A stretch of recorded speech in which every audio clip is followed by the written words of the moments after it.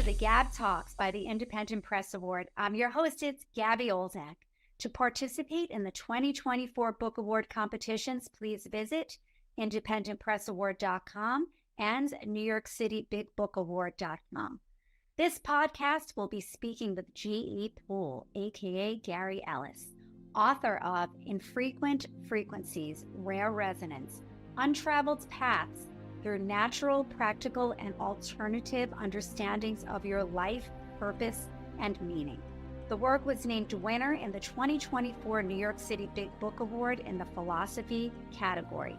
Gary has always been interested in physics, logic, philosophy, and the quest for consciousness. At age 22, he entered the work through the J.G. Bennett line of transmission through the Claremont Society. In 1982, he migrated to New Zealand to become a pupil of Sufi Sheikh Abdullah Isa Dugan. After the passing of Abdullah in 1987, he continued to study and practice his teachings for more than 30 years.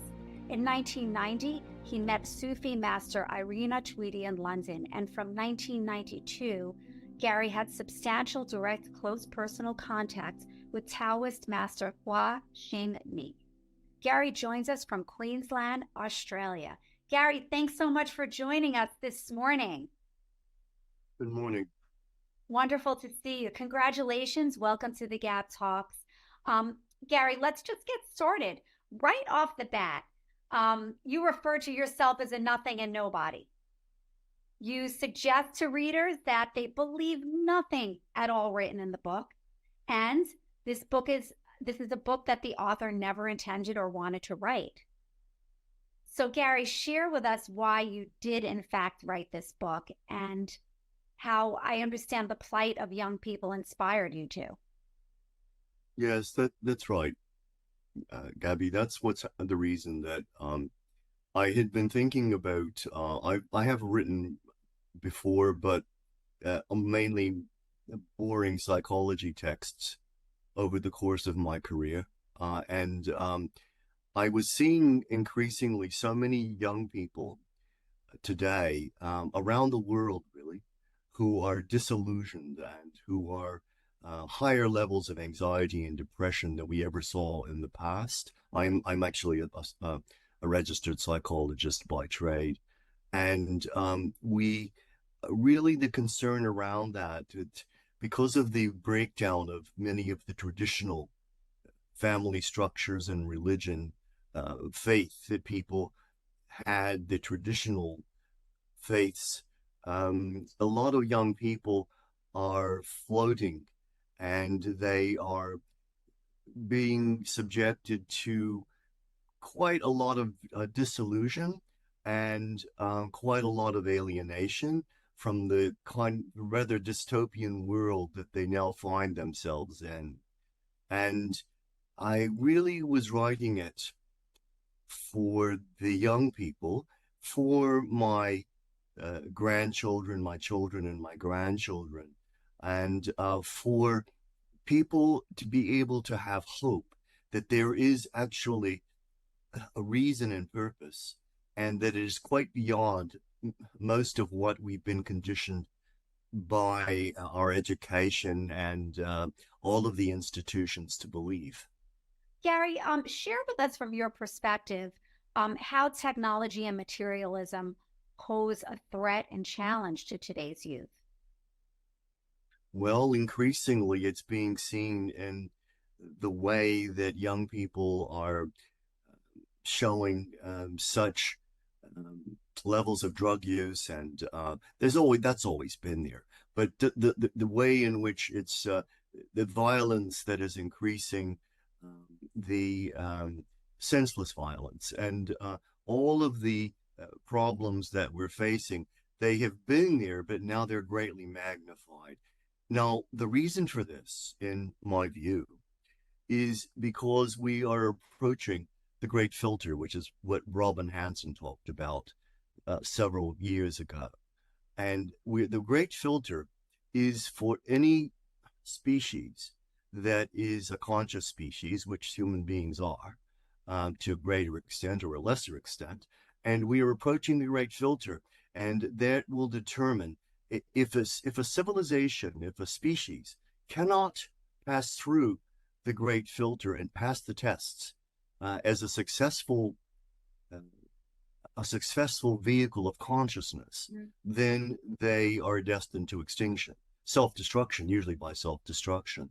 And that is one of the reasons we don't find so a large number, we haven't yet found a large number of other civilizations and species that have evolved in around the near part of our the near part of our beyond our solar system. We haven't found those yet. We haven't made direct contact because it is rare to pass through the great filter, and we are now our whole civilization, our whole species is now rapidly approaching the great filter, and it's this descent into materialism, into the profit motive, and into really a sense of hopelessness that so many young people seem to be experiencing today.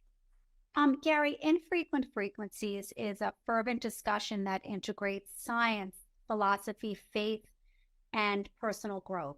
And I really appreciate it. It's a large book, over 400 pages. I really appreciated the conversational tone of the book, in spite of the gravity of the subject that you cover. In a sentence or two, Gary, can you share with our listeners or viewers how you define infrequent frequencies, what it is? Well, the infrequent, everything is vibration. And there is some physics and some conventional science that's supporting that view, that there's, in terms of the our increasing understanding through quantum physics of how the universe appears to operate, it isn't in the way that we had always assumed. And it is frequency, the vibrations, since everything is vibration, that is more than just material beginnings.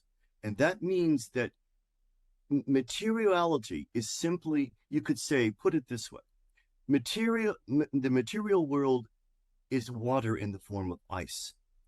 The material, the beyond that, there is liquid water, and beyond that, there is vapor, steam, clouds. Now, it's all water, but it takes different forms. And the material world that we inhabit, the three-dimensional material world, is only one small part of the entire spectrum. Yet we take it to be reality. And that's part of some of the more recent ideas that we're living in a simulation. We take it, and it goes all the way back to Plato's cave. We take it to be reality when it isn't. We're only able to perceive a small part of the spectrum. Therefore, the material world, yes, it exists. It exists on one level, but it's simply another manifestation going back. The real world is actually spiritual. It is beyond the 3D material world. So that was the point. And that's where the physics, that's where the science is traveling. Despite all the skepticism, and which is pay due respect to skepticism, but we're beginning to understand that everyone has the potential to raise our consciousness, and at the same time to raise our vibration. And by raising the vibration, we begin to resonate differently. And there are very rare people alive today, here on Earth, who resonate at a very different, very high frequency. And those are the people that ordinarily would be referred to as enlightened, if that makes sense. It actually does make sense. Thanks for clarifying that. In fact, Gary, you have said that all of humanity owes a debt of gratitude to India. Expounds on this statement and how it relates to resonance beings. Well, every region and every nation has contributed what I call resonance beings. But India has contributed because it is a very old, ancient civilization, it has contributed perhaps the greatest proportion. And I'll give you some examples of the 20th century. The arrival of Vivekananda in America around the turn of the between the 19th and 20th century was pivotal in terms of bringing the ideas of the for the Hindu religion, but vastly what were called Eastern faiths, Eastern religions, and expanding the scope of the thinking of the people at that time. And Vivekananda was an exceptional, extraordinary man who was indeed what we call a human number five. He was much more highly evolved, a very exceptional person. And there are others of the 20th century that are also introduced in the book, and some of them are known to the widespread mainstream population. Many are not, and those people are the ones that actually are helping humanity along and guiding. They're so sometimes have been called the masters of wisdom, and many of them, some of them have become known. Many of them are not known, or rather obscure. Gary, of the numerous spiritual leaders that you've studied under, who has had the most profound influence on your life and your belief systems? Well, my immediate teacher was Abdullah Dugan, who he was from Australia, and he died in 1987. So I had the years 1982 to 1987 with him personally as one of his pupils. And that had the most profound influence of me. And indeed, I migrated to New Zealand to become his pupil. So, but prior to that, I had direct influence by John G. Bennett, who was from England. And John Bennett was a pupil, a disciple of George Gurdjieff. And so it was through that, and George Gurdjieff had a huge impact on the course of thinking and consciousness in America and around the world, because he was also what we call a human number five. He was quite an exceptionally evolved, as was Ramakrishna, as was Vivekananda. And Ramakrishna, who was Vivekananda's master, his teacher, was actually a human number four. He was not as advanced as Vivekananda became. So when the pupil advances beyond the teacher, that's quite exceptional. Tell us about the experiment of consciousness. You said that species of human beings are an experiment of consciousness. Elaborate on this and what it means to us as a race. Everyone is looking for a purpose, and whether we know it or whether we don't, many people are quite content to just live their lives without thinking about why we're here or what the purpose is. But other people look toward faith and religion. Some people look toward science. Everyone's trying to find, what's the meaning of all this? Why are we here? And this is an alternative understanding of why we're here. We're here because nature put us here or evolved us here. And we're here for the purpose because we are part of an experiment of consciousness. And that experiment is part of the reason that we are evolving and have evolved in the ways that we have. So you've said, Gary, that spiritual work, part of this consciousness, is a journey. How do we get simple folks that we are? How do we get started on this? How do we embark on this journey? This is raising one's vibration is nothing more than improving ourselves. It's nothing more than that. It's just that simple. It's just that simple. How do we go about that? Improving ourselves in what ways? Well, very practical ways. That's what the book is about. It doesn't take any high-flown, airy-fairy ideas. You know, we don't need to be flying in spaceships with crystals. All we need to do is actually work on what's in front of our noses. If we are greedy, then we need to become more giving. Yeah. If we are selfish, then we need to be more selfless. Yeah. If we are what we're doing, and by doing that, we're struggling against the negativities. And what we're doing is we're raising our vibration is raising. And as part of that, the spiritual component of us is actually growing and developing. And it's the things that we can do are very practical, simple things. Selfless service, serving other people in a conscious way without reward. Doing things like fasting intentionally.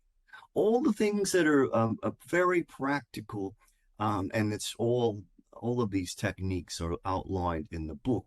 These have the purpose of transforming, changing our vibration. And as part of that, we contribute to the common consciousness.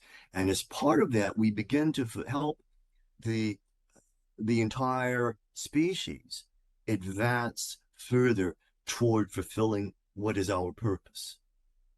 Gary, thanks for simplifying for us all of that for us. And folks can read your book. And as you said, all of this is outlined.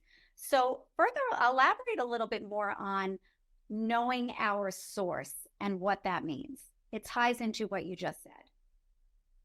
Well, there will be, of course, the range of opinion, and I've been interested to look at the reviews. There have been now reviews from around the world on the book. And so far, because it's only been out for a few months this year, and the difference in terms of the understanding is if people have what's called a magnetic center, and about half the population living of how many of us are now inhabiting this common life-sustaining planet, 8 billion or so is estimated. There are about half the population come in with a magnetic center. And that means that they are inclined to seek some higher power. They may define that by, it may be defined very narrowly by a particular faith or a sect within a faith, or it might be defined by even the person who is agnostic who says, well, there's something there, something higher, but I don't know what it is, but I know something's there. And those people have the potential and really the drive to develop themselves spiritually.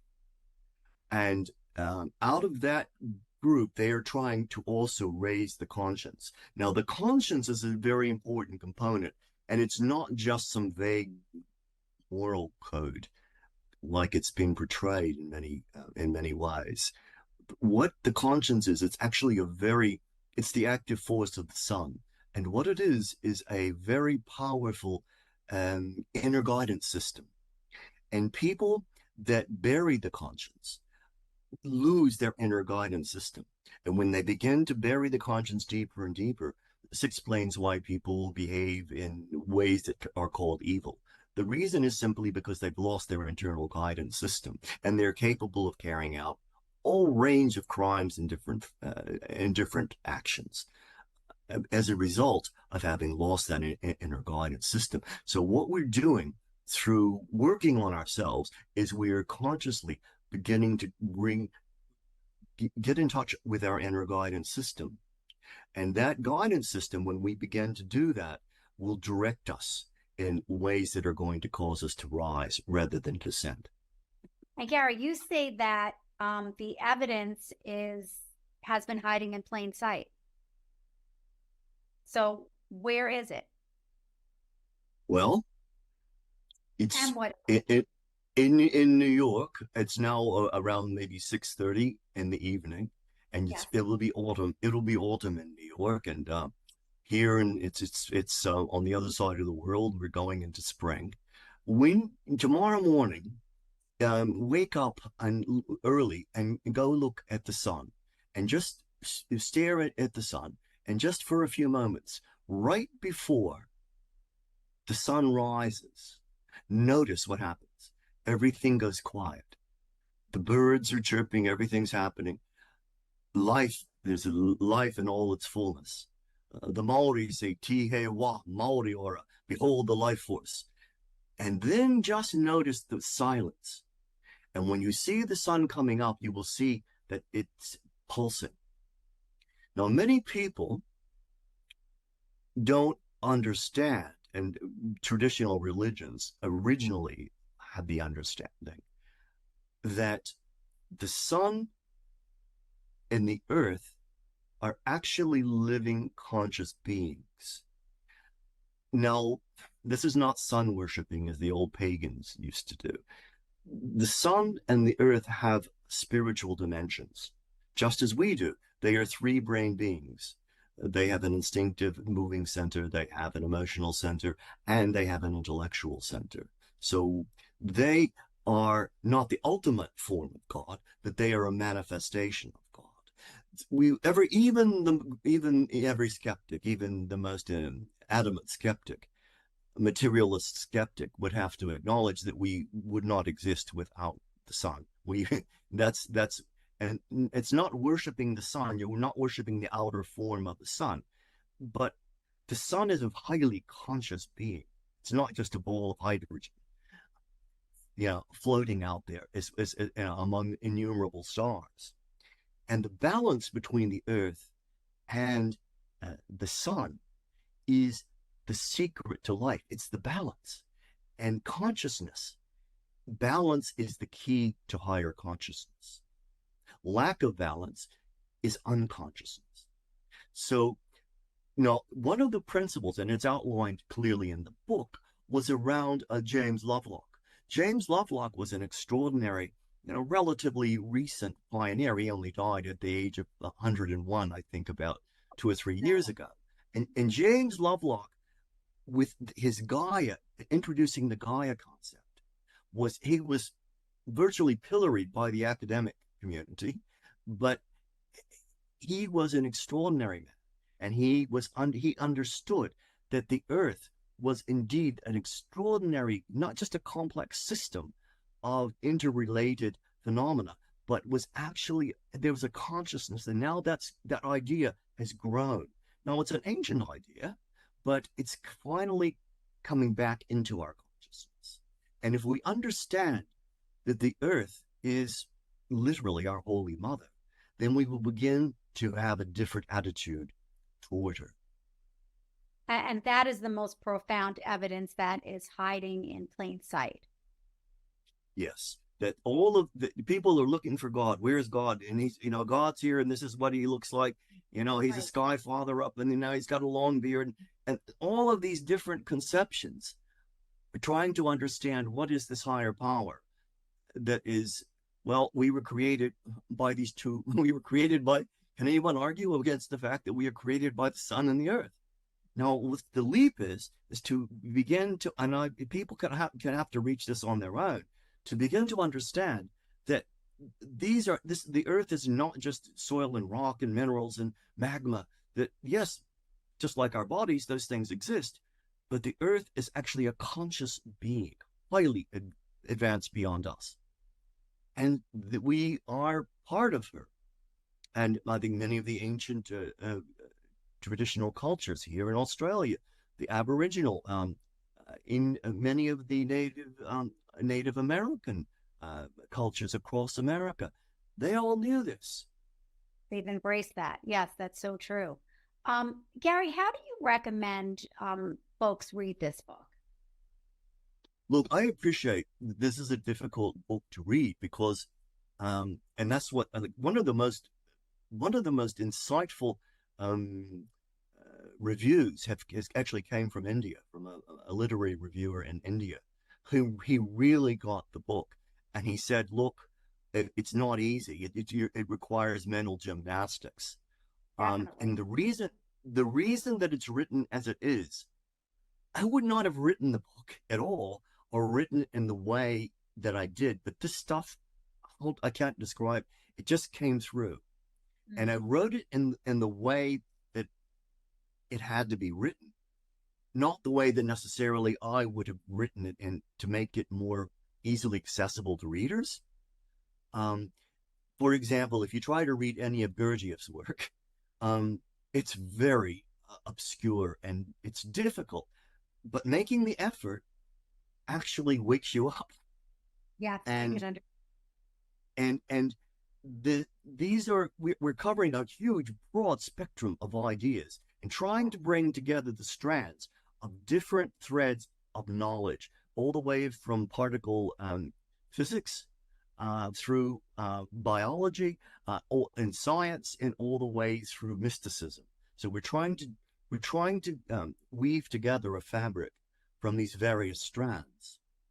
And it was, I knew that it was ambitious, it took so long to actually, I was resisting even writing the book because of some of the controversial ideas that it introduces. But um, the reason it's written that way, it requires study. It's something like, and I myself have studied books that were difficult because it requires the use of all three brains. We have three brains. We have the moving instinctive center, we have the emotional center, and we have the intellectual center, and it requires the use of all three brains. It most certainly does. But the way you have written the book, it is in a more conversational tone, so it is approachable.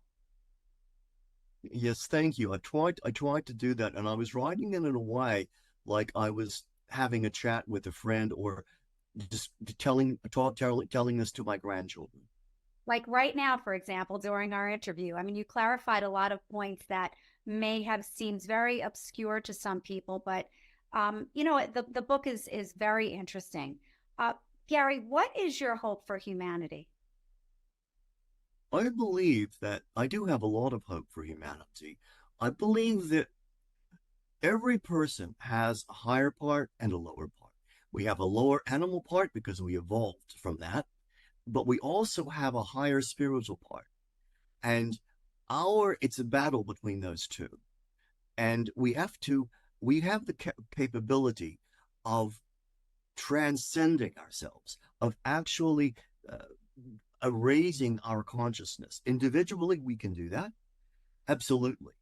And that contributes to the common consciousness. So my hope is that, yes, I believe that despite the way that things look presently in the year 2024, 2025, things are relatively, with global warming, pollution, war, all the things that have been happening throughout our lifetimes, accelerating. We are approaching the great filter, but I have hope that the human species, we will become a successful vehicle of consciousness.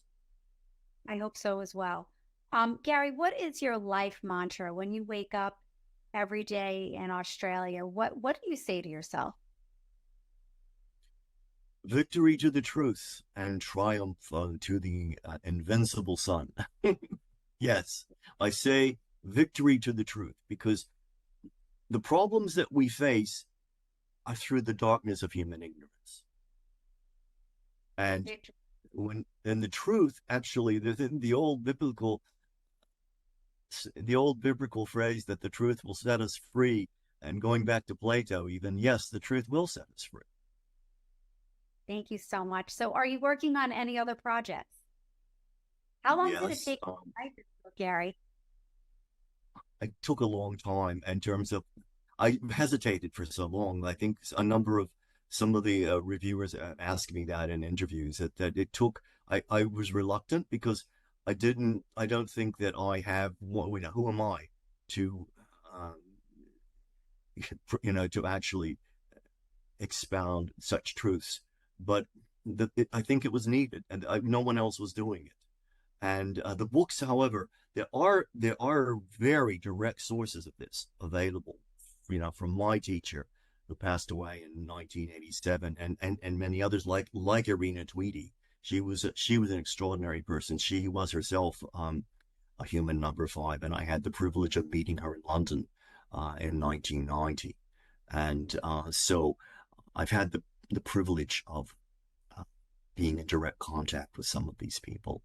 And their books, I highly recommend Mrs. Tweedy, and I highly recommend my own teacher, Abdullah Dugan. That's the direct source. This is an introduction, nothing more than an introduction from someone who is a pupil, still a pupil, making a sincere effort.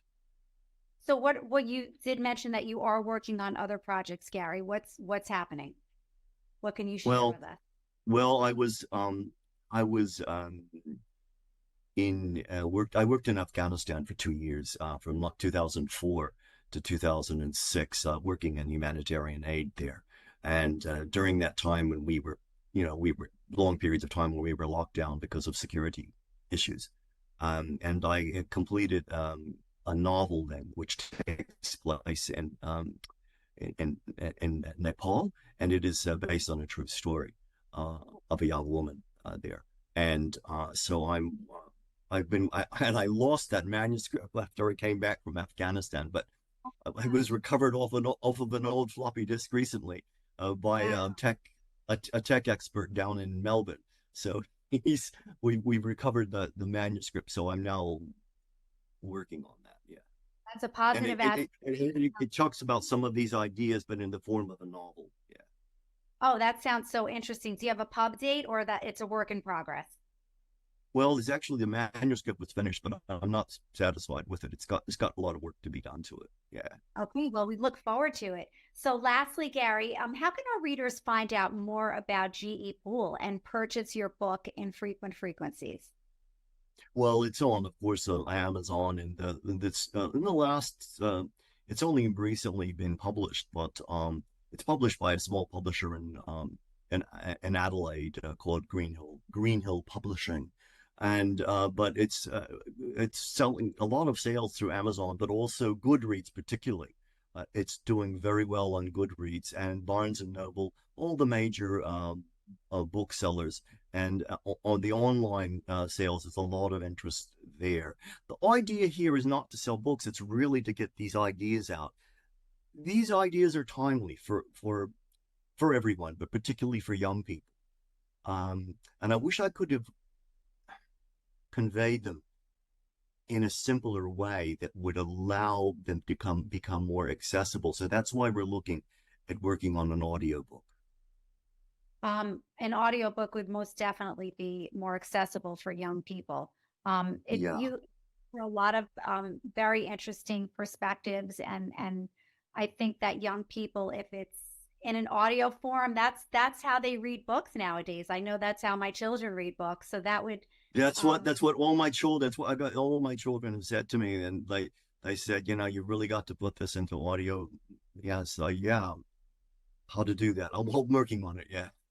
I agree. Well, let us know as soon as that happens, and we'll get the information out there to our readers and our viewers.